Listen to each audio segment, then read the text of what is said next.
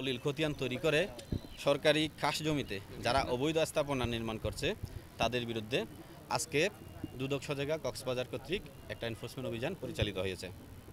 আমরা অবৈধ দখলদারদের বিরুদ্ধে দ্রুত আইনগত সকল ধরনের ব্যবস্থা গ্রহণ করব ইনশাল্লাহ।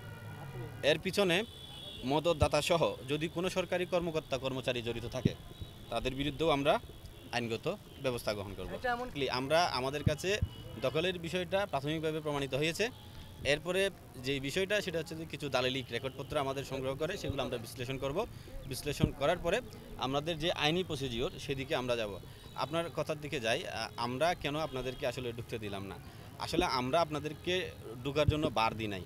এখানে যিনি দায়িত্বে ছিলেন, যিনি কেয়ারটেকার, উনি আমাদের পারমিশন না নিয়ে উনি অবৈধভাবে তালা মেরে দিয়েছে। ওনাকে আমরা 1000 বারের উপরে রিকোয়েস্ট করেছি, আমার টিম পুলিশ সহ রিকোয়েস্ট করেছে, ভাই আপনি খুলেন।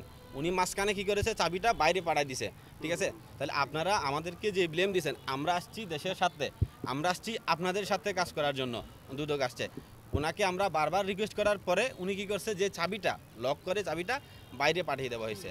তো ওনার থেকে আমরা জিজ্ঞেস করলাম যে এই কাজটা কেন করা হলো। উনি আমাদেরকে যে জিনিসটা জানালো সেটা হলো এরকম যে এখানে কোর্টের একটা স্টে অর্ডার আছে।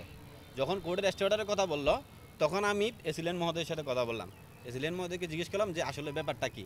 তো উনি আমাকে বললো এখানে যিনি মালিক উনি কোর্ট থেকে একটা স্টে অর্ডার নিয়ে আসছেন, সেটার এগেনস্টে ডিসি অফিস থেকে অর্থাৎ ওনার এসিলেন্ট অফিস থেকে সুপ্রিম কোর্টে আরেকটা প্রেয়ার দেওয়া হয়েছে।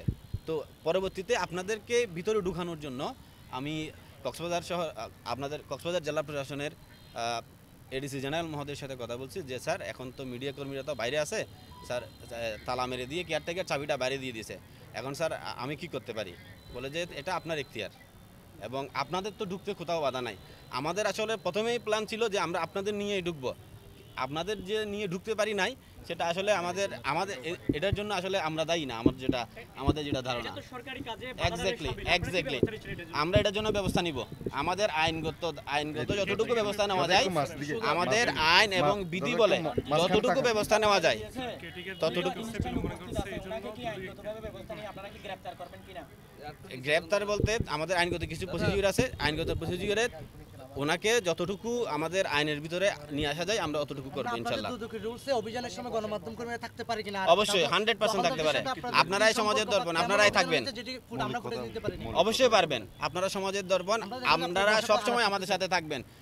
আমরা যে কাজটা করি সমাজের কাছে দেশের কাছে পৌঁছে দেওয়ার যে দায়িত্ব, সেটা মহান দায়িত্ব, সেটা আপনাদের উপরে। আমরা সব সময় আপনাদের সাথে আছি।